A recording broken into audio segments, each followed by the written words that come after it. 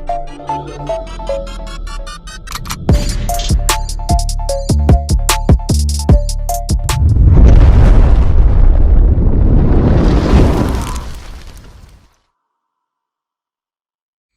up, squad? We back at him again, man, when they thought it was finna end. Thank y'all for riding with me. Well, you know you forever locked in with your boy Stories with V. At this time, you already know what I need y'all to do for me. Like, share, comment, and smash that subscribe button. Why? We're on the road to 100K. If you're new to the channel, welcome. Thank you for being here. Salute. It's an honor. Sit back, relax. I got the rest of the show from here. To the one and only V Squad. I don't know what need to be said, man. It ain't no squad like our squad because they don't mob how we mob. We getting bigger and better. I'm loving the support. I'm loving the feedback, loving the comments, loving the engagement. And I love how we growing, man. I love the way that y'all march for me and the way that y'all support me. So please keep that up, man, so we can be one of the biggest platforms in 2024.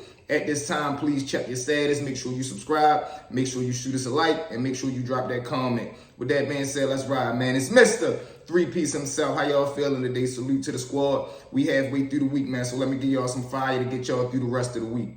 Story number one. Let's jump into it. Now, story number one today, man. Serious episode. I'm going to tap into a lot of serious topics in the way that the system put people back up against the wall so deep to where as though your only win is a major loss. So with that being said, let's jump straight into it, man. It's a K2 episode. So one day we chilling, we on the uniform rail. We hear the dudes up there. They pumping the deuce and they pumping the K up and I'm up there because K2 got a wild smell to it. It smell like an incense. It smell like seasoning. It look like seasoning. It smell like an incense, like a candle or something like that. You know what I mean? So they up there burning the K and you can smell it for real. So about an hour or two go by, the dude start having an episode now. This is not your regular episode. This is not one of them episodes where he doing some licking off the floor, banging his head up against the wall. He go grab that blick out of cell, and now he actually comes out into the unit, running around trying to assault people. So as he comes out into the day room, dudes think nothing of it because, like I said, he having a K2 episode. They know he wigged out. But once he start running down the tier and he stabbed the first dude, the dude don't know what to do. He not strapped. He takes off running down the step. The dude is literally chasing behind him now. He catch him at the bottom of the step, grab him, hitting him all in his back. He work him to the ground, work him out, wear him out. Now stay with me because that's not the initial hit. He hits him, boom, bubble go off. They come in there, but this the catcher. When they come in there, they so scared because the dude's so wigged out. They don't even go to grab him. They grab the dude that's on the ground that just got hit because now he bleeding out. They grabs him, shoot him to medical, but they leave the person that's running around hitting dudes with the knife. They got him still in the unit. Now that he feel like, oh, are they not trying me? They scared of me. He begins to run back around the unit. But at this time, everybody in the scene with his crazy ass and did. So dudes ran in they cell. Everybody strapped up on guard. They done put their back against the wall. So now he running around. It's a dude, older dude, OG over there. He in the corner. So now the dude come running up the tier. He trying to go get OG that's in the corner. OG ain't with none of that. He up the knife. Shorty swung. He missed. OG sidestepped him. Hit him straight right here in the side. Now when he hit him in the side, Shorty goes down like it's taking the air up out of him. OG to working him all in his neck and in his face. Mom, you done lost your mind. Work him to the ground. Now when he hit him, he take it too far, he black out, and he end up putting the dude down permanently. So boom, the buzzer go off again because the COs is like in the bubble. She gone, she hysterical because she like, whoa, we just handled the situation. Now he back on the loose again when they should have apprehended him from the jump. Got Shorty the medical attention, no doubt. But they should have got the assailant out of there. So now they come back in, they get Shorty off the ground, they apprehend OG, wrap him up, cuff him up, shoot him to the lockup, get Shorty, shoot him to medical, they helivac him, but he ain't pulled through. So that was one of the first times that I seen the dude actually get so far into that he blacked out and he took it to the ultimate level. But stay with me because the story got many twists and turns. Now, the OG that caught the man down, he gets charged with uptown charges, of course. So as he going back and forth to trial, during his trial, he testifies in his trial date, but he testified on his behalf. He explaining, what I did, why I did it, and this, that, and the third. He not telling or implicating nobody else. But everybody don't understand the way that these things play out. So when he leaving court his last day of trial, he get found guilty. But when the sheriff bringing him back down into the bullpen, as he shove him in the bullpen, he say, man, I don't know how they found you guilty, man. That testimony you gave was phenomenal. So dudes that's ear hustling on the gate, all they hear is that testimony that you gave was phenomenal.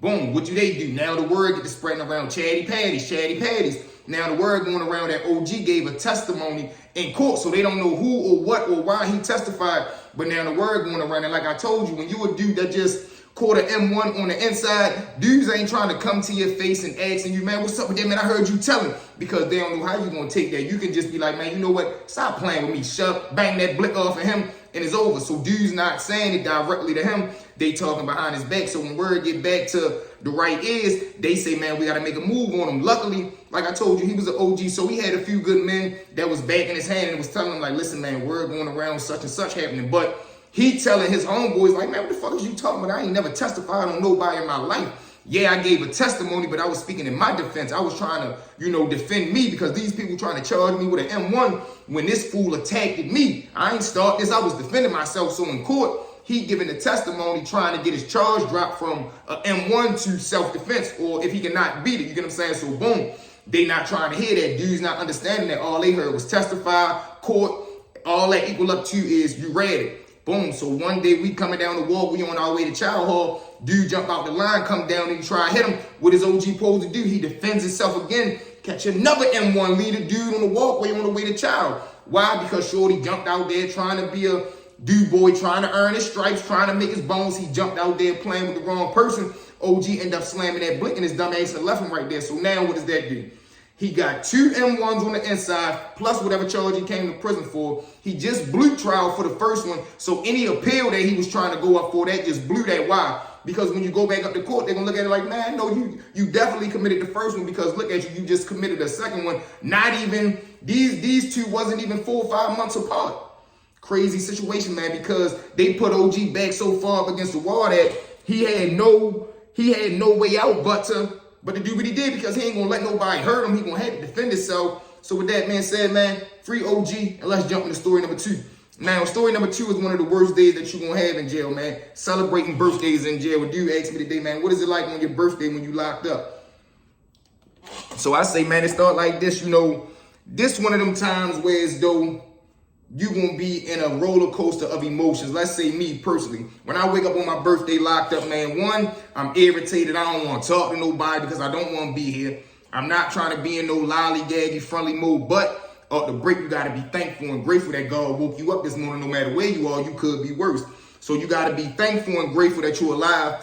But you got to be upset and mad that I got to celebrate a birthday in here. But at least I'm able to celebrate another birthday alive and above ground. So you got to also install that into your mind to be grateful and thankful. So boom, from there, man, you usually going to come out in the morning if you got a couple of good men, or depending on what type of person you is, you might be in a block and you're me, man, solidified, man, everybody wishing you happy birthday. You got a couple dudes, your homeboys that's coming down there, they giving you the happy birthday presents, couple snacks, dude might get sneakers, whatever the case may be, whatever they can scramble up, they going to get for you, boom, so you can go get the gifts.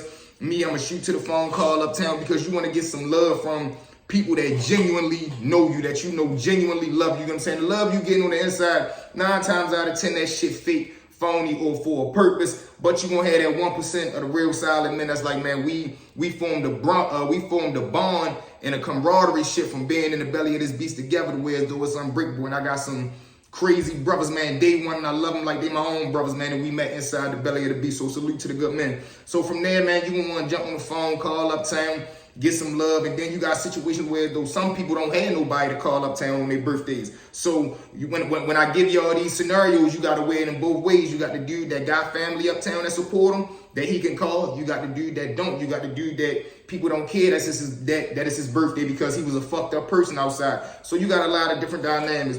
But 9 times out of 10, after you do that, you're going to go in with your daily routines, your daily activities. Yeah, it's your birthday, but you honestly trying to breeze through it so much, because it's like, man, I don't want to be celebrating no birthday in here. But from there, after you probably come back from breakfast, you're going to link up with the good men and see, all right, who got what, man? You're going to try to get some weed. You're going to try to get some liquor, because now you're going to start to get in the mode like, you know what, fuck it, man, I'm here. It ain't nothing I can do but be here. I'm going to at least try to, have as much fun as I can, celebrate and live it up as much as I can in these circumstances that I'm in. So you're going to try to see who got the drugs, who got the weed, who got the liquor. All right, bro, what you bringing to eat, what you cooking? We're going to have a party, man. We're going to have a thug party. So you're going to have a dude making a pasta. You're going to have a dude making a hookup. You're going to have a dude making nachos. You're going to have a dude making burritos. You're going to have a a dude making a cake. You're going to have dudes making little snacks. You're going to have a dude on the sodas, juices. And then we got the weed and the liquor. And then, man, we just going to throw a thug party with only the good men is invited or the whole block invited, man. I want this day, me specifically on my birthday, man. I ain't trying to have nobody go to lock up, man. So we going to lay back. we going to get high. we going to get drunk.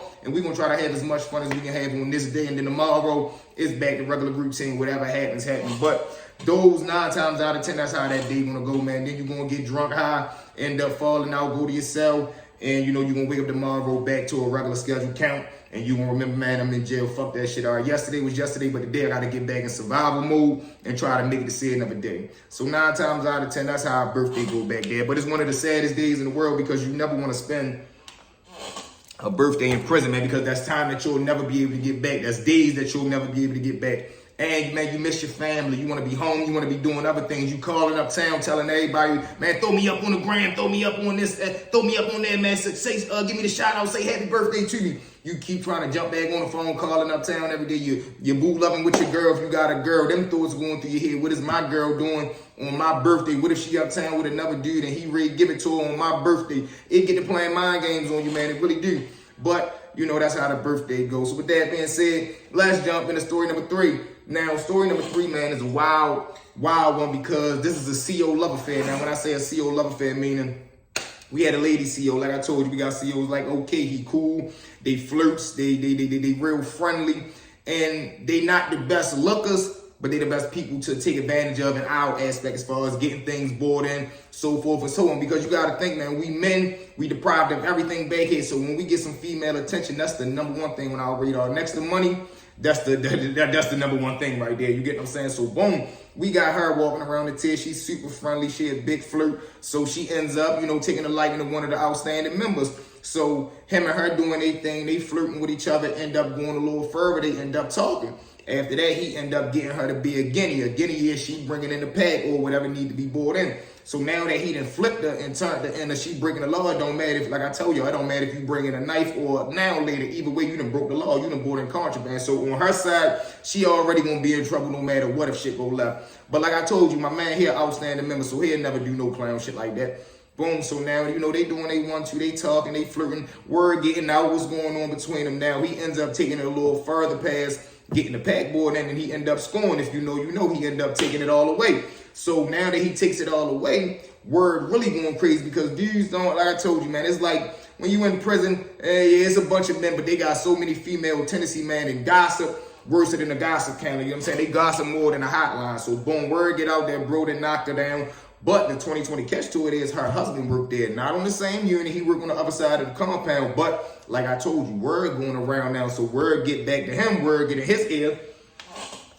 So now he on pins and needles. He a clown dude for real. Like I told you, she loose, laid back, respectful. She gonna let us have our way. She the type CO we love to have on shit because we gonna know we gonna be able to move around and operate. Him on the other hand, he what we call a captain dickhead. He the one that's gonna make sure our cells get shook down, make sure we don't get no extra nothing. He coming in there with the fake threats. He think he tough. He's selling all these wolf tickets. He one of them type dudes. You get what I'm saying? A chump. That's why she probably was trying to holler at my man because he was a sucker. Boom, so now word get back to him. He called himself making little surprise pop-ups, little surprise check-ins on her every now and again, every here and there. You get what I'm saying? So boom, one day, she over there, he supposed to be gone. He supposed to be getting off for real, but he stayed back trying to peep on her. Now, mind you, she had the night shift, he had the day shift. So he worked from 7 to 5. She worked from 7 in the afternoon to maybe whatever 8 hours is from that. Or 10-hour shift. They do 12-hour shifts and stuff like that. Or they might get drafted, gotta stay late, whatever the case may be. But she on the night shift, he on the day shift. So he supposed to be going home when she coming in. She on shift for probably like an hour and a half at this time. So we in the day room, she's standing up against the wall. He's sitting right there at the table, my man. He's sitting right there at the table. So they talking, but they not trying to be hot. Of course, they not drawing attention to each other. They can't just be sitting down, holding hands and shit like that. So she's standing a couple feet away from him. He's sitting at the table for real, hands over his mouth. And they communicating, they talking for real, but they boo loving and they flirting. So boom, he comes into the unit. He see her near him. Don't even see that they talking, but he see her near him. He shoots beeline straight over to her. What the fuck is going on over here? So now he start going off. She trying to tell him, calm down. What is you doing? You embarrassing me. So when she say that, He go to grab her up. What? You done lost your mind? When he go to grab her up, she snatches up. Man, boy, get the fuck off me. Mind you, we from Baltimore, so she a little hood, right? Boy, get the fuck off me. So he say, what? He go to push her. Now, when he go to push her, she just moves. She leaves off. She walks off towards the bubble. When she walk off, he go to follow behind her. He turn around. He see my man standing right there. I mean, sitting right there. So when he spin around, he come straight over there and see him. Mind you, I ain't gonna lie. My homeboy was right there laughing. I would have been laughing too. Like, nigga, you was a sucker. You coming in here embarrassing this woman because you ain't taking care of what you need to take care of at home, nigga. Tighten up. Boom. So he turned around. He see my man sitting right there laughing. He beelines over there to him. And what are you laughing at? Didn't I tell you stay away from her? Because, rewind about a week or two before that, once the word first got in his head that bro had knocked her down, one day he come over there on our team for real. He pull up on the cell at him and tell him, listen, man, I don't know what's going on. I heard this, that, and the third. Stay away from my wife selling all these death threats. My man basically told him, nigga, fuck you. Boom. So now we back to where we are right now. Stay with me, y'all. We ride. It's a good one.